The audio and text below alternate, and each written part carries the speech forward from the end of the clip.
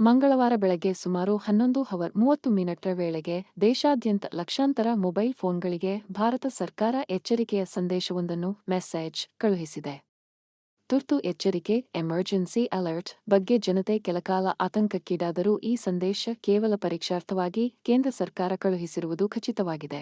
ರಾಷ್ಟ್ರೀಯ ವಿಪತ್ತು ನಿರ್ವಹಣಾ ಪ್ರಾಧಿಕಾರ ನಿಡ್ಮಾ ಈ ಸಂದೇಶವನ್ನು ಪರೀಕ್ಷಾರ್ಥವಾಗಿ ಕಳುಹಿಸಿದೆ.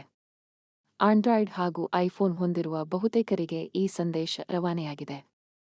ಬೀಪ್ ಸದ್ದಿನೊಂದಿಗೆ 2 ಎಚ್ಚರಿಕೆ ಸಂದೇಶಗಳು ಬಂದಿದ್ದು, ಅವು ಕೆಲ ನಿಮಿಷಗಳ ಅಂತರದಲ್ಲಿ ಹಿಂದಿ ಹಾಗೂ ಇಂಗ್ಲಿಷ್ ಭಾಷೆಯಲ್ಲಿ ಕಳುಹಿಸಲಾಗಿದೆ. ಇದು ತುರ್ತು ಸಮಯದಲ್ಲಿ ಎಚ್ಚರಿಕೆ ವ್ಯವಸ್ಥೆ ಪರಿಣಾಮಕಾರಿಯಾಗಿರುತ್ತದೆಯೇ ಎಂಬುದನ್ನು ನಿರ್ಣಯಿಸಲು ಹಾಗೂ ಯಾವುದೇ ಸಂಭಾವ್ಯ ಸಮಸ್ಯೆಗಳನ್ನು ತಿಳಿಸಲು ನಡೆಸಿದ ಪರೀಕ್ಷೆಯ ಭಾಗವಾಗಿದೆ.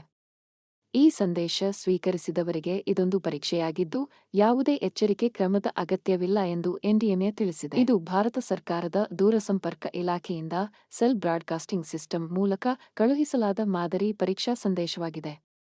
ದಯವಿಟ್ಟು ಈ ಸಂದೇಶವನ್ನು ನಿರ್ಲಕ್ಷಿಸಿ, ಏಕೆಂದರೆ ನಿಮ್ಮ ಕಡೆಯಿಂದ ಯಾವುದೇ ಕ್ರಮದ ಅಗತ್ಯವಿಲ್ಲ.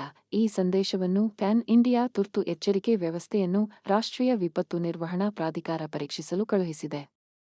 ಇದು ಸಾರ್ವಜನಿಕ ಸುರಕ್ಷತೆಯನ್ನು ಹೆಚ್ಚಿಸಲು ಮತ್ತು ತುರ್ತು ಸಂದರ್ಭಗಳಲ್ಲಿ ಸಕಾಲಿಕ ಎಚ್ಚರಿಕೆಗಳನ್ನು ಒದಗಿಸುವ ಗುರಿಯನ್ನು ಹೊಂದಿದೆ ಎಂದು ಸಂದೇಶದಲ್ಲಿ ಬರೆಯಲಾಗಿದೆ.